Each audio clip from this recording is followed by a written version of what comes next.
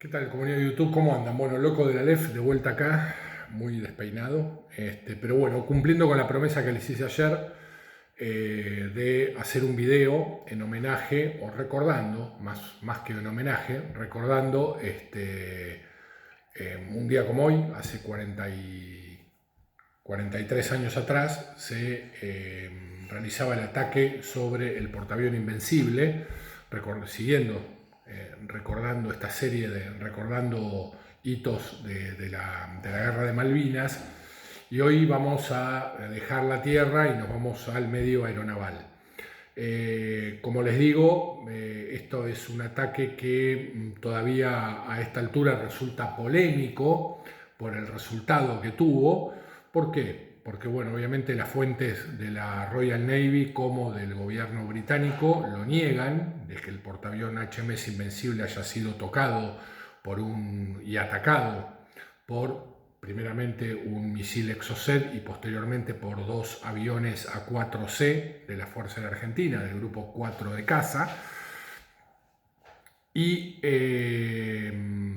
obviamente acá en la Argentina están, no digo divididas las opiniones, pero bueno, hay gente que se permite dudar de la eficacia de este ataque y otros que obviamente están convencidos. Es más, creo que hay hasta un canal de YouTube y de Facebook, es decir, un canal bastante activo en redes sociales, que en su título ya expone de que obviamente la verdad sobre el ataque del HMS Invencible, en donde obviamente dan pruebas documentales en donde teóricamente esta embarcación de gran porte, de gran tonelaje de desplazamiento, fue tocada y atacada, ¿no?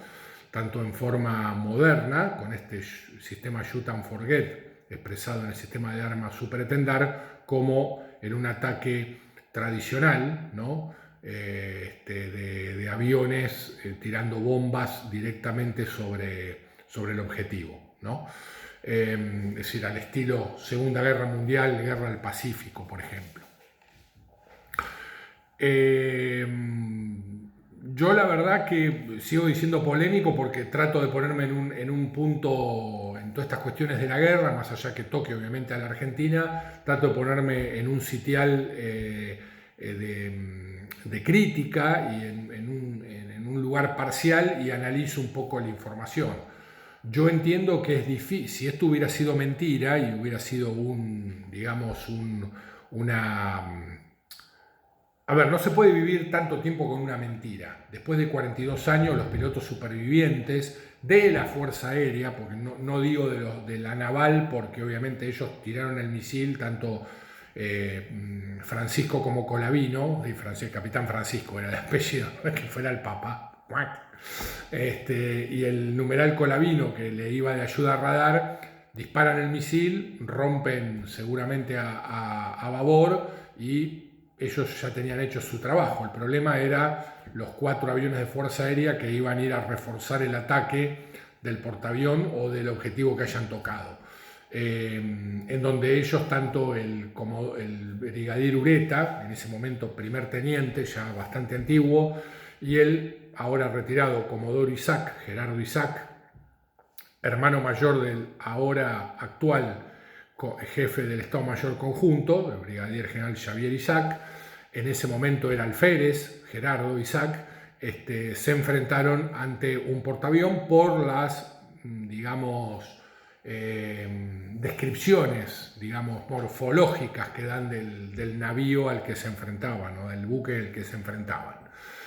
Yo creo que por 42 años no se puede vivir con una mentira, en cierto sentido, así que yo les creo, en cierta manera. Después es muy fácil, obviamente, es muy difícil, obviamente, no dejar fuera de combate, pero sí hundir un portaavión. Tengamos en cuenta que en la Segunda Guerra Mundial los portaaviones eran masivamente atacados por aviones y por bombas por todos lados, y eran más pasibles, obviamente, de ser destruidos, porque iban con una cantidad de aviones y de explosivos adentro que generaban obviamente que los portaaviones estuvieran mucho más regalados, ¿no? Tanto los japoneses como los norteamericanos y algún inglés que seguramente se habrá hundido por ahí. y no sé si en alguna otra nación también hubo hundimiento, creo que en Italia también sufrió el hundimiento de un portaavión, creo, no estoy seguro. Pero bueno, donde se vieron mayormente hundimiento de portaaviones masivos fue en la guerra del Pacífico, porque eminentemente fue una guerra anfibia y aeronaval, es decir, disputada en un ambiente de archipiélagos, ¿no? Algo que en reducidas en más reducido tamaño geográfico fue la guerra de Malvinas. Si ustedes quieren saber mucho más de esta operación, yo les vuelvo a recomendar el libro del capitán, ahora comodoro retirado, Pablo Marcos Carballo, Cruz, ¿no? Para los amigos, bueno, no es amigo mío, pero todo el mundo lo conocen por Cruz, Halcones de Malvinas, que es un gran libro que habla sobre todas las operaciones de los sistemas de armas de la Fuerza Aérea en la Guerra del Atlántico Sur, en donde tocan este tema. Y después, si quieren, por YouTube tienen un sinnúmero de conferencias y de entrevistas que ha dado principalmente el Comodoro Isaac sobre esta operación.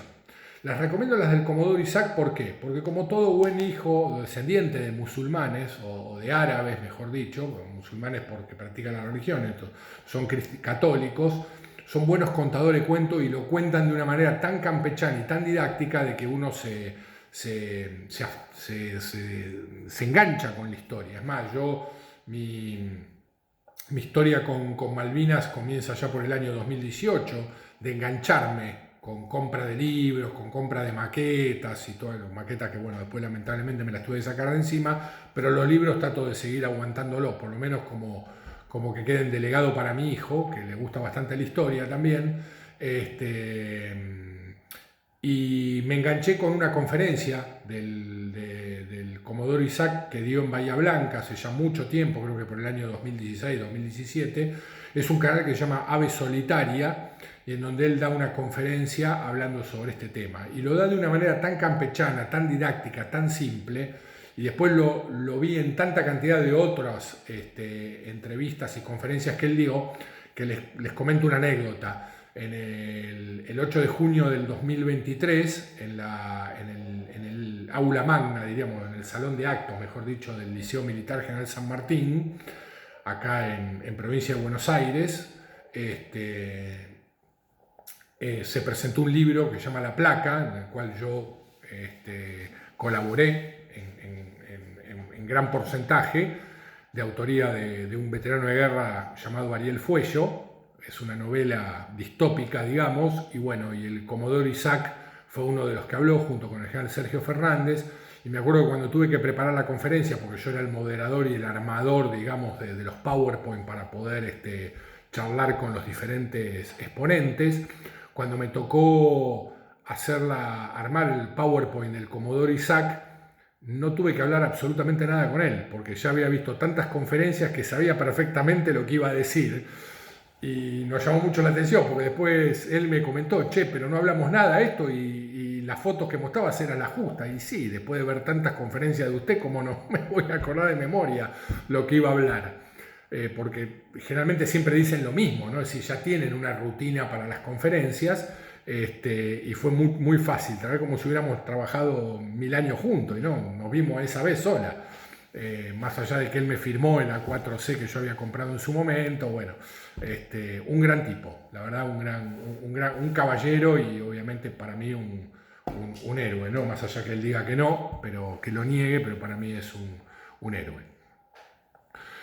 ¿Qué cuenta el Comodoro Isaac con respecto a esta operación tan polémica, ¿no? Digamos. Primeramente, Sandy Woodward en el libro La Guerra de los 100 Días lo niega. Ellos dicen que al Invencible no le pasó nada, lo demuestra teóricamente con los partes de bitácora de los diferentes buques y del Invencible, diciendo que ahí no pasó nada, como que teóricamente el ExoCDS atacó otro barco y fue desviado con unos chafs de los buques, estas fragatas y destructores que le hacían la cobertura aérea y submarina a los dos portaaviones, tanto el Hermes como el Invencible. Pero bueno, obviamente que lo digan los ingleses no me sirve para nada, es decir, también tengo que ir a las fuentes argentinas.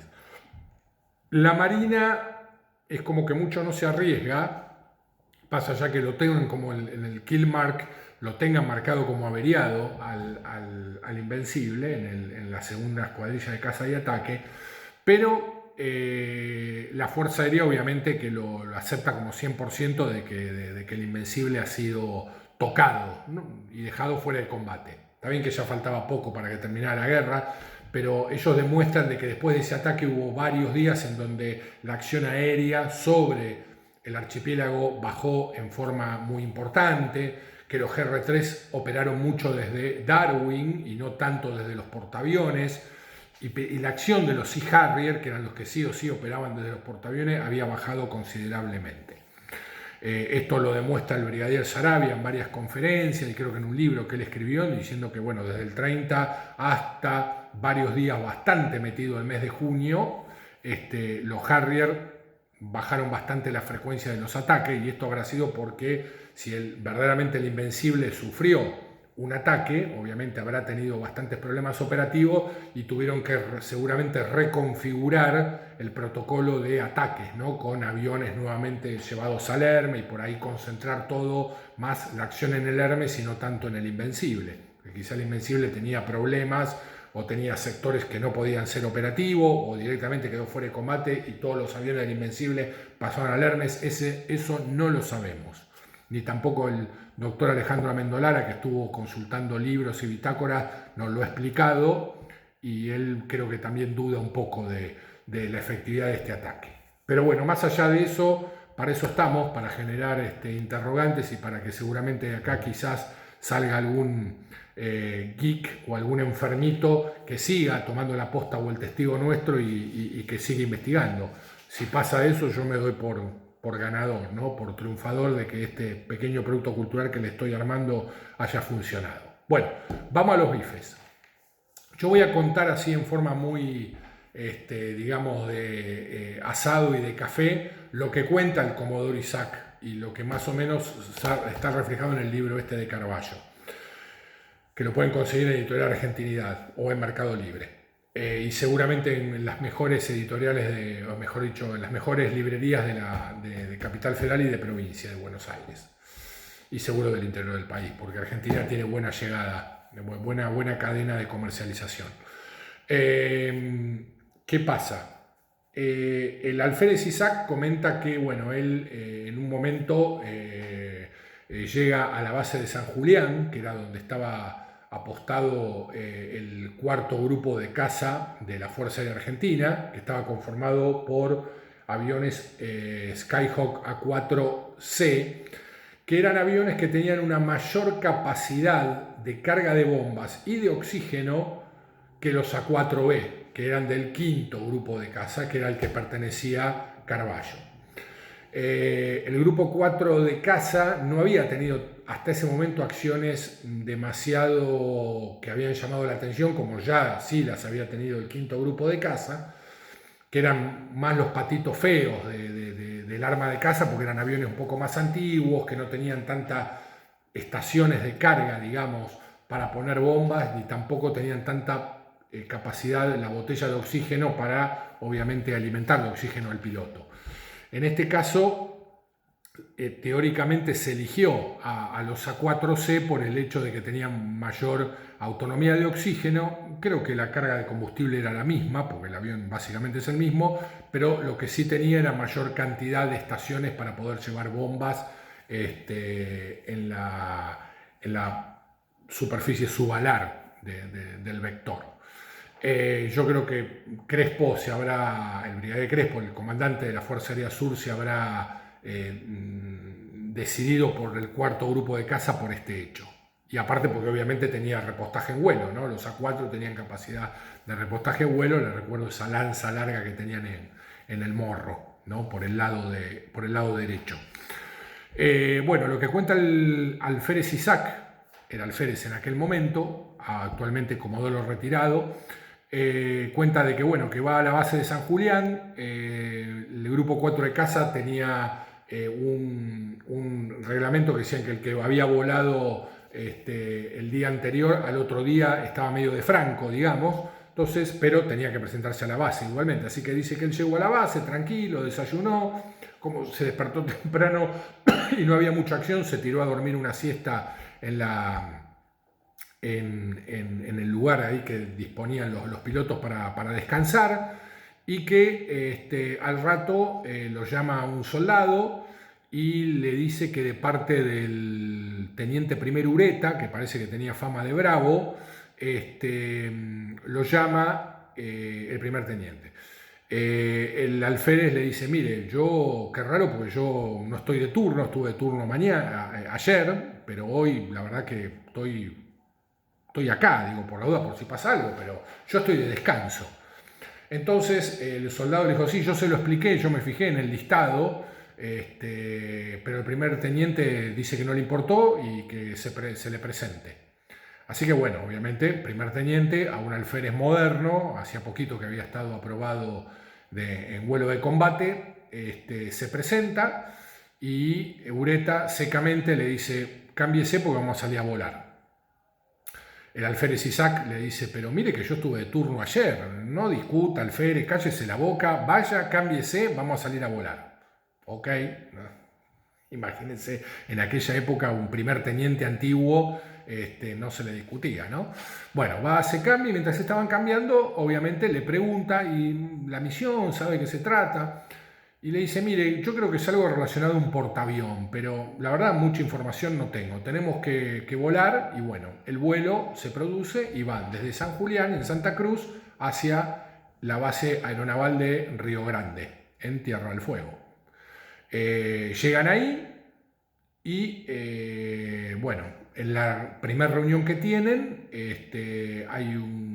había seguramente un piloto naval y gente de inteligencia naval y de fuerza aérea que dan la naturaleza de la misión, y era básicamente atacar lo que llamaba Oscar Mike, que en clave era el portaavión. Esto obviamente Isaac lo cuenta con mucha más gracia, con mucho más detalle. Es más, tenía ahí un oficial de la Fuerza Aérea, mayor que él, más antiguo, que era medio pariente, y cuando le pregunta, che, ¿qué es Oscar Mike? Y boludo, Oscar Mike es el portaavión, van a tener que atacar el portaavión. Cuando la primera información que tenía era que posiblemente era una misión de tipo piquete radar o de distracción. No, era ir contra el portaavión. Él dice, bueno, que se le paró el mundo, imagínense, encima estaba en una base que no era de él, una base ajena, su lugar en el mundo era tanto Mendoza como San Julián. San Julián era la base digamos, de despliegue táctico cuando tenían que ir a hacer maniobras y todo eso. La base de paz era obviamente en Mendoza, en el Plumerillo. Y bueno, dicen que pasó un día bastante complicado. Hasta que en la reunión viene un marino y dice, miren, se suspendió la misión por un problema en los reabastecedores. Los reabastecedores eran dos aviones Hércules KC-130 de recarga de combustible, ¿no? Como una estación de servicio volante. En la cual una de los aviones eran liderados por el vicecomodoro Litrenta Carracedo, ¿no? Que también tiene una entrevista muy interesante que le hace Nicolás Casanseu cuando Casanseu estaba en la radio en FM Palermo. De esto le estoy hablando del año 2015, 2016, más o menos. Le hace una entrevista muy interesante. No sé si vive el comodoro en estos momentos. Una persona grande, ya era vicecomodoro en la década del 80, así que principio de los 80. Bueno, la misión se pasó para el otro día, así que digamos que lo peor de una misión, que es la espera, todavía se estiraba más, porque obviamente ellos iban ahí a Río Grande para rápidamente que le explicaran la misión, ir a la misión y bueno, y ya está, estamos en el baile, bailemos. Pero tener que trasegar todo casi 24 horas más ahí en la base, esto que el otro, justo el 29 de mayo, que era el día del ejército, que los mandaron a un lugar de YPF a cenar, dice que él prácticamente comió, pero no escuchó absolutamente nada de lo que tenía alrededor, que la gente le hablaba y él no entendía nada. Claro, el tipo estaba mirando hacia hacia la misión, una misión muy complicada, no era algo fácil lo que se le estaba presentando. Bueno, el plan básicamente ¿cuál era? Así ya se lo voy redondeando, era con 2 aviones Super Etendard, de los cuales uno, que era el líder, al mando del capitán Francisco, de apellido Francisco, iba a portar el Super Etendard, el último que quedaba, de los 5 este era el último, y de numeral iba el teniente Colavino, que iba de apoyo radar, es decir, cuando Francisco obtuviera el punto dato que más o menos ya la inteligencia naval le había dado de por dónde podía llegar a estar el portaavión, habían identificado una nave de gran porte, ya el Atlantic Conveyor abajo, por información ya sabían que no había buques de tan gran porte en la zona y que si no era un roll-on, roll-off tenían que ser sí o sí los portaaviones, no sabíamos si era el Invencible o el Hermes. Y Colavino iba como apoyo radar, es decir, Francisco daba el dato, Colavino lo aprobaba diciendo sí, a mí me marca igual la computadora, el radar, listo, confirmamos los datos, pasaba los datos a la computadora del misil, las coordenadas, start o shoot o como sea, bueno, debía estar en francés seguramente, disparaba el misil y salía. Pero para generar más problemas en la flota británica, digamos que tanto la aviación naval como la Fuerza, si la aviación naval le pide seguramente ayuda a la Fuerza Aérea Argentina, porque yo los los A4Q, que eran los de la tercera escuadrilla de caza y ataque de la Fuerza Aérea, ya estaban muy mermados, muy complicados por toda la operación contra la Arden y las bajas que habían tenido, no les queda otra que pedir la ayuda a la Fuerza Aérea. Y ahí es donde seguramente la plana mayor de la Fuerza Aérea Sur y el brigadier Crespo habrán decidido decir, bueno, vamos por los A4C que tienen mayor capacidad de portación de bombas, de armamento y de oxígeno para los pilotos. ¿Por qué? Porque iban a aparecer por un radial en donde seguramente los británicos no los iban a esperar. Entonces tenían que dar todo un rodeo y necesitaban obviamente una carga de combustible muy importante y oxígeno para los pilotos de caza. Para eso se dispusieron 2 aviones KC-130, de los cuales uno lo piloteaba el I-30 Carracedo, y 4 aviones A4. Los pilotos de A4 estaban conformados por el teniente Vázquez, el teniente Castillo, que creo que después los ascendieron a capitanes, creo, no me acuerdo ahí, el primer teniente Ureta y el alférez Isaac. Había 2, es decir, estas eran 2 escuadrillas que la juntan, es decir, tanto en la Fuerza Aérea, cuando dan la novedad, tanto Ureta tuvo que elegir un compañero, es decir, mejor dicho, un numeral, y no me acuerdo si Vázquez o Castillo, creo que era Vázquez, me parece, lo elige a Castillo de numeral, ¿no? Es decir, se presentan los pilotos por lo complicado de la misión, los líderes tienen que ser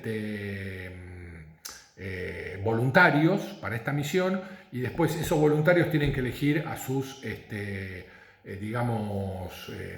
acompañantes o numerales, ¿no? Y de ahí es que surge Isaac, y por lo que dice el comodoro Isaac, nunca le explicó claramente el brigadier, en ese momento primer teniente Ureta, por qué lo eligió a él, porque había varios dando vuelta, pero bueno, lo eligió a Isaac, algo le habrá visto seguramente. Bien, al otro día despegan de la base de Río Grande. Isaac cuenta ahí que, bueno, después que volvieron de la fiesta del Día del Ejército, el 29 o ya 30 por ahí a la madrugada, se acuestan a dormir en unas enfermería inmensa que tenía la base de Río Grande, que prácticamente no se usaba más para dormir como cuadra que como lugar sanitario. Y cuando llega al otro día, digamos, cuando vuelve, llega, ya amanece el 30, toda la gente se levanta para ir a sus actividades y él dice que se levanta, lo mira a Ureta, Ureta seguía durmiendo y dice: yo no me muevo de acá hasta que no se levante el primer teniente Ureta. Castillo y Vázquez habían ido a recambiar aviones a San Julián y habían vuelto, pero Ureta seguía durmiendo. Hasta que a media mañana cae un soldado, un marinero, y le dice: parte para el primer teniente Ureta, los esperan en operaciones. Así que se levantan, se cambian y van a operaciones, y bueno, y ahí le dan la operación final, ¿no? Los datos finales, los puntos datos principales, donde se iban a encontrar los aviones de repostaje, etcétera, etcétera, etcétera. Así que de la pista de Río Grande salen los dos superetendar, uno portando el último Exocet, y los 4 A4C salen más tarde, ¿no? En un momento se junta toda la manada, vamos a hablar así, la manada aeronaval, o aeronáutica aeronaval, empiezan a hacer repostajes con los KC-130 en los puntos instituidos, hasta que cuando ya están con carga full, todo bien, despliegan, entran por el radial que los británicos no esperaban, que era un radial seguramente, no oeste, porque obviamente la Marina Británica los esperaba los aviones desde el oeste, estos entran desde el este, y bueno, ahí encuentran un punto dato los superetendar. Francisco ve una firma de radar muy grande, lo confirma con Colavino por radio. Colavino, obviamente, todo seguramente con lenguaje de señas, porque tenía que haber obviamente silencio de radio, da el ok y confirman los datos para la computadora del misil. Cuando está todo ok, Francisco aprieta el botón, el misil cae. El alférez Isaac dice: nunca había visto un misil de ese tamaño. Los misiles obviamente de los A4C eran los Sidewinder, que no eran L, o los Shrift creo que se llamaban, que eran de origen israelí, que eran misiles para dogfight, para guerra aire-aire, pero no ver terrible misilazo para la guerra, para hundir o dejar fuera de combate un buque. Entonces el misil cae por gravedad, en un momento el motor cohete se enciende, el misil sale, encuentra su posición, sale raso al mar, y ahí va dejando la estela. Los aviones superetendar rompen seguramente a babor, se retiran, y los 4 A4C van en busca de la estela del Exocet, para encontrarse a ver qué hay. Bueno, entre el disparo del Exocet y el acercamiento hacia ese buque que no sabían qué era, ahí pierden la vida tanto Vázquez como Castillo. Esto yo no le voy a hacer una descripción de la sensación que transmite el alférez Isaac de las dos pérdidas. Se los recomiendo que lo escuchen por su voz. Y bueno, a los pocos segundos se encuentran, según palabras de Isaac, con un buque que se lo encuentran por popa, es decir, el buque se estaba retirando, y que no tiene la forma regular de todos los buques normales, digamos. Los buques son iguales a derecha e izquierda, o a proa o popa, y obviamente era completamente diferente, es decir, tenía una superestructura en la estribor. Viendo el avión lo venía viendo desde la popa, ¿no? Es decir, vos te encontrabas con la popa del buque, y a estribor veías una gran superestructura, que es lo que se llama la vela del buque, es decir, toda la estructura donde está todo el edificio, donde están el comando, donde está digamos, la torre de control del buque, y donde están los mandos del buque básicamente, y del otro lado, al medio y a babor, totalmente plano, y se veía como una explanada en proa. Era un portaavión, obviamente. Así que lo primero que él hace es lo que le genera lo que se llama la fascinación de blanco, es decir, crea como unas anteojeras acá al costado y él lo que dice es empezar a apretar